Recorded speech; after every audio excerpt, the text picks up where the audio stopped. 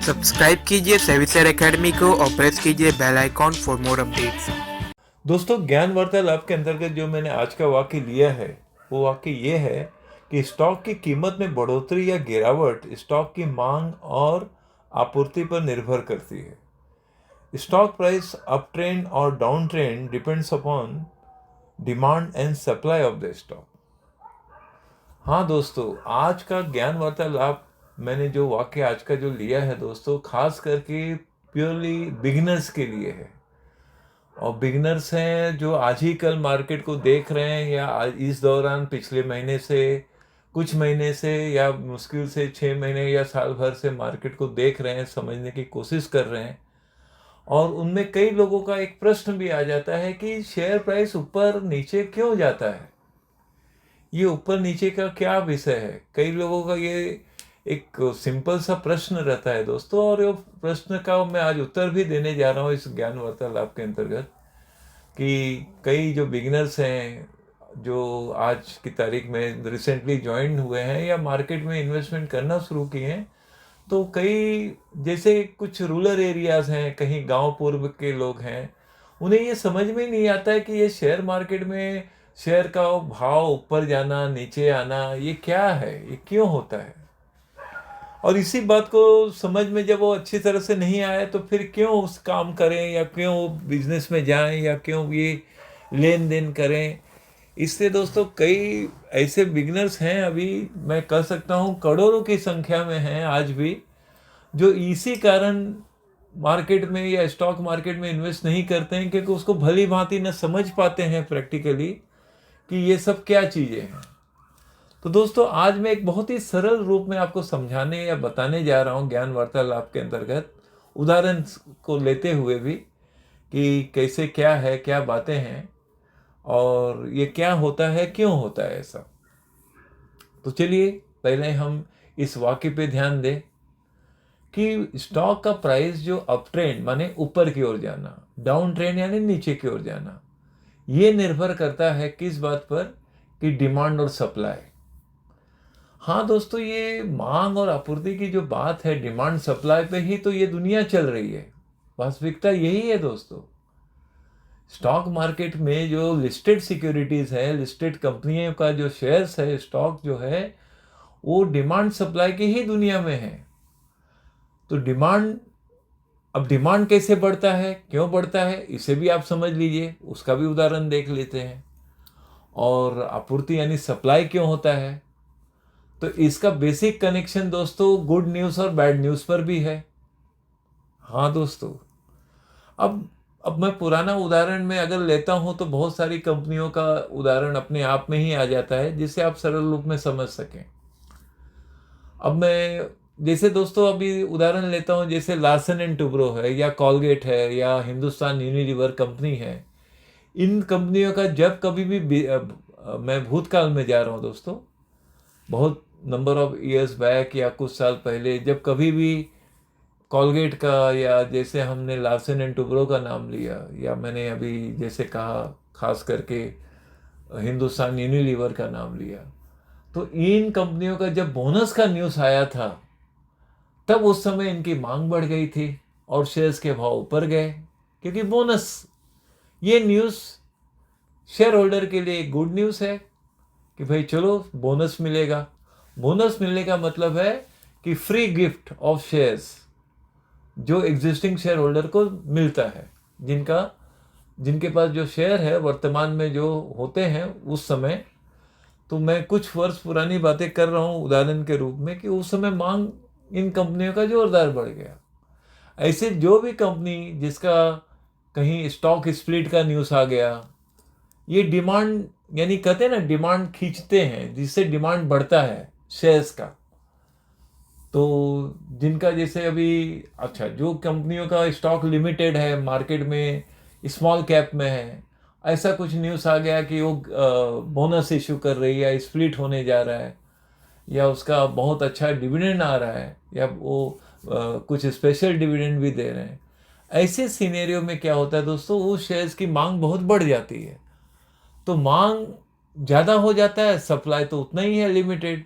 तो जिसके कारण स्मॉल कैप के स्टॉक को में अपर सर्किट लग जाता है, तो जिसके कारण ये सब प्लस प्लस पॉइंट पे आ जाते हैं और कुछ समय तक वो अपर सर्किट पे ही चलते हैं, जिसके कारण अगर 100 रुपये का शेयर है तो आपको पता चला कि 10-15 दिन में उसका भाव 125 से 150 के ऊपर हो चला गया। क्यों चला गया ऊपर? क्योंकि डिमांड ज़्यादा बढ़ गया। डिमांड क्यों बढ़ गया? क्योंकि वहाँ उस कंपनी, वो पर्टिकुलर कंपनी वहाँ बोनस दे रही है, या स्टॉक स्प्लिट हो रहा है, या कोई special dividend along with dividend के अलावा जो उसका फाइनल डिविडेंड है उसके साथ साथ स्पेशल डिविडेंड ऑफर कर रही है। तो ये सब मांग के कारण शेयर्स का जब मांग बढ़ेगा तो उसके प्राइस बढ़ने लगते हैं, और जब प्राइस बढ़ने लगते हैं तो लोगों के लिए सबसे बड़ा अट्रैक्टिव बात आ जाता है कि भाई हमने कुछ दिन पहले वो शेयर्स के भाव को 100 रुपया देखा, आज कुछ ही दिन में ही उसका भाव चला गया 140 रुपया। तो 140 रुपया क्यों हुआ? क्योंकि वो बोनस इशू करने वाला है, क्योंकि उसका स्टॉक स्प्लिट होने वाला है। तो यही सब उदाहरण है दोस्तों, और आपके सामने जीता जागता उदाहरण दे रहा हूँ दोस्तों, जो आपको ध्यान होगा। अभी ज़्यादा दूर नहीं है, मुझे ध्यान तो है, जहाँ तक 2-3 साल पहले या उसके पहले की ही बात है, जहाँ तक आपको याद होगा, IRCTC का स्प्लिट का न्यूज़ आ गया था, जिसके कारण शेयर्स का भाव कहाँ से कहाँ पहुँच गया दोस्तों।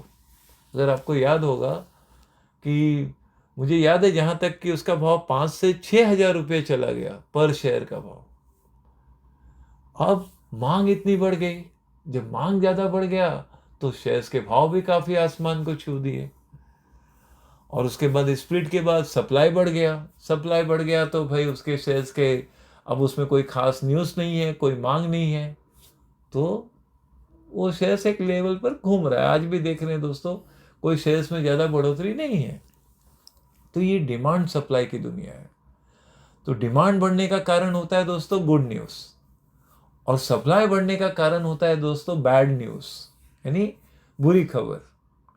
अब बुरी खबर का आपके सामने अभी एकदम रिसेंट एग्जांपल है दोस्तों, आपके सामने की बात है, आप जानते हैं, कोई मैं नया बात नहीं करने जा रहा हूँ। कल्याण ज्वेलर्स, तुरंत मार्केट में सेलिंग शुरू हो गया दोस्तों। आप जानते ही हैं कि अचानक न्यूज़ ये आ गया कि कल्याण ज्वेलर्स का कुछ मतलब एलिगेशंस आ गए, कुछ न्यूज़ इस तरह के आ गए, कुछ ब्राइब वाला न्यूज़ आ गया, कुछ इस तरह से ओवर वैल्यूएशन वाला न्यूज़ आ गया। इस तरह के सब मिक्स न्यूज़ आने से, नेगेटिव न्यूज़ आने से सभी के सभी धीरे धीरे देखा गया कि 20% गिर गया, 25%, 30%, और अब देखिए दोस्तों कि 40% प्राइस नीचे चला गया है। क्यों? कंपनी तो अच्छी है, बखूबी चल रहा है, बिजनेस उनका सब सही है, लेकिन बैड न्यूज़, जब मार्केट में बैड न्यूज़ का सर्कुलेशन होता है दोस्तों और बहुत ज़्यादा हो, तो यहाँ तक कि कंपनी डिलिस्ट भी हो जाती है। हाँ दोस्तों, ये भी एक कड़वा सत्य है। अब ऐसे तो और भी उदाहरण है दोस्तों, जो कंपनियां डीलिस्ट हो गई क्योंकि just because of bad news, या वो कंपनी डीलिस्ट होने की बात इसलिए हो गई क्योंकि उसमें सारा का सारा वो बैंकरप्सी वाली बात हो गई। अब आपको याद होगा दोस्तों कि एक कंपनी था जिसका नाम दीवान हाउसिंग फाइनेंस, जिसका एक समय भाव 500, 600 और जहाँ तक मुझे याद है 650 रुपये तक चला गया था। वो शेयर्स वहाँ से गिर के मुझे ध्यान है 20-22 रुपया जाने के बाद वो डीलिस्ट हो गया। क्यों हो गया? ओवर सप्लाई हुआ, न्यूज़ नेगेटिव हुआ, और उसके बाद जिन जिन के पास बड़े पैमाने पे शेयर्स थे सभी लोगों ने बेचना शुरू कर दिया। सप्लाई का सरल शब्दों में अर्थ यही है दोस्तों, हैवी सेलिंग करना। बहुत भारी पैमाने में सेलिंग होता है, वही मार्केट में कहलाता है कि भाई ये शेयर्स का सप्लाई ज़्यादा हो रहा है। क्यों ज़्यादा सप्लाई हो रहा है? क्योंकि उसमें बुरी खबर है। बुरी खबर क्या है? कि इसी तरह से कि भाई कोई बैंकरप्सी का न्यूज़ है, कहीं कंपनी की, कहीं कोई कंपनी का हड़ताल वाला न्यूज़ है, कहीं ऐसा न्यूज़ है कि कंपनी के ऑडिटर ने रिज़ाइन कर दिया, इस तरह के, या फाइनेंशियल इरेगुलरिटीज़ हैं। कुछ साल पहले आपको याद होगा दोस्तों कि फाइनेंशियल इरेगुलरिटीज़ में यस बैंक का भी नाम आया था, और मुझे याद है दोस्तों, यस बैंक एक समय 300 के ऊपर वाला भाव में चल रहा था और वहाँ से गिर के अभी आप तो देख ही रहे हैं दोस्तों कि 19-20 रुपया 22 के अंदर ही चल रहे हैं, ऐसे ही शेयर्स के भाव चल रहे हैं। क्यों ये सब है? क्योंकि जब कंपनी का कभी भी बैड न्यूज़ होगा तो वहाँ कोई रखना नहीं चाहता है। अच्छा, फिर रखना नहीं चाहते हैं तो जिनके पास डिलीवरी बेस्ड शेयर्स हैं वो बेचना शुरू कर देते हैं दोस्तों, और जिसके कारण शेयर्स का भाव गिरने लगता है। यानी मांग कम होती है, सप्लाई ज़्यादा होता है। लेस डिमांड, मोर सप्लाई। जब डिमांड लेस है और सप्लाई ज़्यादा से ज़्यादा होगा तो नेचुरली शेयर्स के भाव नीचे गिरेंगे ही। तो इस तरह से ये सब चीज़ होता रहेगा। तो इसी कारण से शेयर्स के भाव में उतार चढ़ाव होता है। अब ये तो बात हुई दोस्तों कि खास ओकेजन में या खास ऐसा समय आ जाता है जिसके कारण शेयर्स के भाव गिरते हैं या चढ़ते हैं। उसका मैंने एक एग्जांपल आपको दे भी दिया, एक क्या 2-3 एग्जांपल आपको डिमांड वाली भी बात कह दिया और सप्लाई वाली भी बात हो गया। तो ये एक ऐसी दुनिया है दोस्तों कि जहाँ पर लिस्टेड सिक्योरिटीज़ के बारे में अच्छी बात है, अच्छा न्यूज़ है, तो लोगों में मतलब बड़े बड़े टॉप ट्रेडर्स, बड़े बड़े टॉप इन्वेस्टर्स या म्यूचुअल फंड हाउस, ये सब हैवी पैमाने में इन्वेस्ट करते हैं और उसी तरह से उस शेयर्स को होल्ड करते हैं, रखते हैं। और जब वो होल्ड करते हैं, रखते हैं, तो शेयर्स के प्राइस स्टेबल रहते हैं और धीरे धीरे बढ़ते जाते हैं।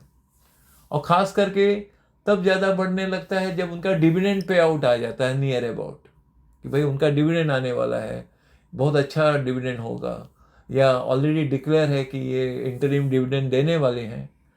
तो उसका एक अंदाज लगा लेते हैं कि भाई इंटरिम डिविडेंड पिछले 3-4 साल में जितना दिया है उससे थोड़ा बहुत ज़्यादा भी होगा या कम भी हो सकता है। तो उस हिसाब से उसका डिमांड बढ़ने लगता है और बस तो उसी तरह से शेयर्स के भाव बढ़ने लगते हैं। तो कुल मिला के दोस्तों यही है डिमांड सप्लाई की दुनिया। अच्छा, डिमांड सप्लाई ये बात हुई दोस्तों, मैंने एक उदाहरण में आपको जितना बात कहा, यानी गुड न्यूज़ और बैड न्यूज़। तीसरा और भी है दोस्तों डिमांड सप्लाई के कारण, और वो है एक्सटर्नल ग्लोबल शॉक्स।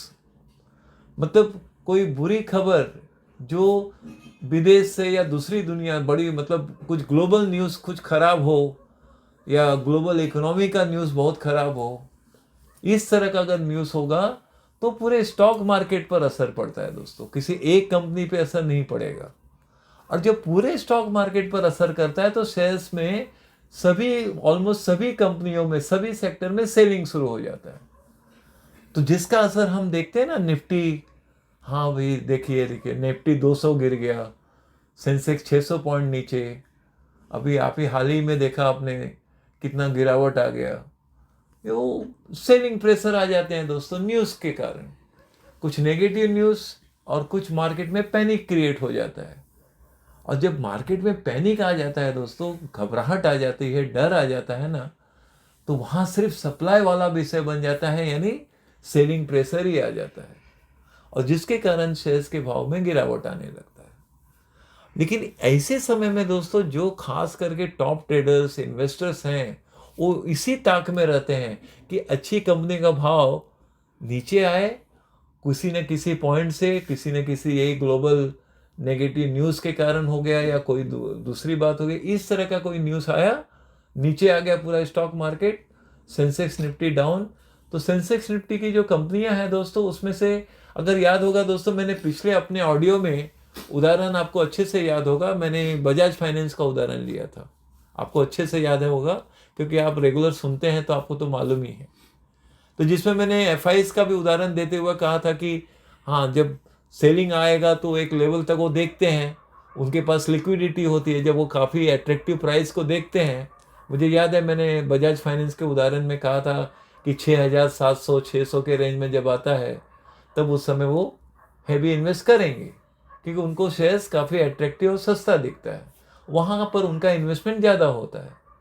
तो इसी तरह से दोस्तों स्टॉक मार्केट में एक जनरल बात है कि जिनके पास हैवी फंड है, पैसे हैं, वो ऐसे समय में ज़्यादा इन्वेस्ट करते हैं, और इसी कारण से मार्केट में जो ज़्यादा गिरावट आता है कुछ समय के बाद इन्हीं मतलब फ्यूलिंग ऑफ फंड के कारण मार्केट में उन शेयरों का डिमांड बढ़ता है धीरे धीरे, और एक साथ फिर शेयर प्राइस धीरे धीरे जोरदार बढ़ जाता है। और कभी कभी वो देखते हैं कि जो शेयर्स आपने देखा था पिछले वीक में वो 10% 12% गिरा था, उसी को आप देखते हैं कि अरे वो फिर से 6-7% 8% बढ़ गया। क्यों बढ़ गया? क्योंकि उसका डिमांड क्यों आया? क्योंकि वो शेयर सस्ता हो गया था।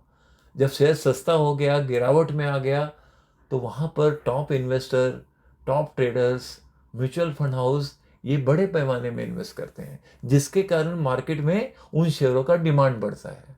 और जब डिमांड बढ़ेगा तो शेयर्स के प्राइस भी बढ़ेंगे, और शेयर्स के प्राइस जब लगातार बढ़ने लगते हैं तो रिटेल इन्वेस्टर वो आकर्षित ज़्यादा हो जाते हैं, और उसी आकर्षण में दोस्तों वो high price shares high price zone में या ओवर प्राइस जोन में शेयर खरीद लेते हैं। और जब ओवर प्राइस जोन में रिटेल इन्वेस्टर शेयर्स खरीद लेते हैं, कुछ ही समय के बाद, कुछ ही दिनों में आप वो देखते हैं कि भाई जहां पर वो खरीदे थे वहां से फिर से वो शेयर 3%, 4%, 5% गिर गया। क्यों गिर गया? क्यों इसलिए गिर गया दोस्तों, क्योंकि वहां पर यही top investor, top trader, FIIs कहिए या म्यूचुअल फंड हाउस कहिए, इन्होंने नीचे पे बहुत बड़े पैमाने पे खरीदा था, और जब ऊपर उसका भाव देखे 5%, 8%, 10% ऊपर गया, वहां वो अपना प्रॉफिट बुक करना शुरू कर दिए। वहां वो अपना प्रॉफिट निकाल रहे हैं और आप यहां शेयर्स खरीद रहे हैं। ये कॉन्ट्रास्ट पॉइंट से आप अपने शेयर्स को लॉस में देखते हैं। फिर देखते हैं अरे ये क्या हो गया। फिर देखते हैं कि लगातार वो शेयर नीचे गिर रहा है, नीचे गिर रहा है, मतलब वो सप्लाई हो रहा है। उसी सप्लाई में आप भी अपने शेयर को सप्लाई कर देते हैं, और फिर उसके बाद आपके दिलो दिमाग में कभी उसका रिप्लाई आता ही नहीं है कि क्या कहें इस ऐसे शेयरों को। तो आपको यहाँ इस बात को समझना और जानना, और प्रैक्टिकल लाइफ में दोस्तों इन्वेस्टमेंट करके इस बात को भली भांति समझना है कि भाई जब शेयर नीचे काफ़ी आ गया, वहाँ आप थोड़ा बहुत इन्वेस्ट करिए अपने बजट के अंदर, 2,000 5,000 जितना, एक देखने के लिए कि भाई चलो हम पहले अपने, भले ही अपना बजट 50,000 का है और हम नए नए हैं मार्केट में, तो पहले 5,000 तो इन्वेस्ट करके देखिए ऐसे मार्केट में। तब आप अपने निश्चित रूप से दोस्तों अपने 5,000 को 6,000 जरूर देखेंगे, बशर्ते कि वो निफ्टी के क्वालिटी स्टॉक में आपने इन्वेस्ट कर दिया या सेंसेक्स के स्टॉक में इन्वेस्ट कर दिया शॉर्ट टर्म के लिए। और लॉन्ग टर्म के लिए करना है तो दोस्तों उसके लिए पूरा स्टडी करके ही इन्वेस्ट करना चाहिए। तो इन बातों का अगर ध्यान और समावेश रहेगा तो आप निश्चित रूप से एक सही रूप में और सही पॉइंट से आप इन्वेस्ट कर पाएंगे। तो ये चीज़ को आप भली भांति समझ लीजिए। तो ऐसे में क्या है दोस्तों कि आपको अगर जनरल रूप में मार्केट गिरता है, गिरावट आता है, पूरा स्टॉक मार्केट गिरता है, तो आपको ये इस चीज़ को, ज्ञान वार्तालाप से इस चीज़ को समझ लीजिए कि कभी भी आपको डरना नहीं है, क्योंकि पूरे मार्केट में गिरावट हुआ है ना, आपके अकेले कंपनी या शेयर्स में गिरावट नहीं हुआ है। तो इसमें आपको क्यों डरना? तो आपको ये सोचना है कि भाई मार्केट बहुत ऊपर जा रहा है लगातार और मेरे शेयर्स लगातार गिरते गिरते जा रहे हैं।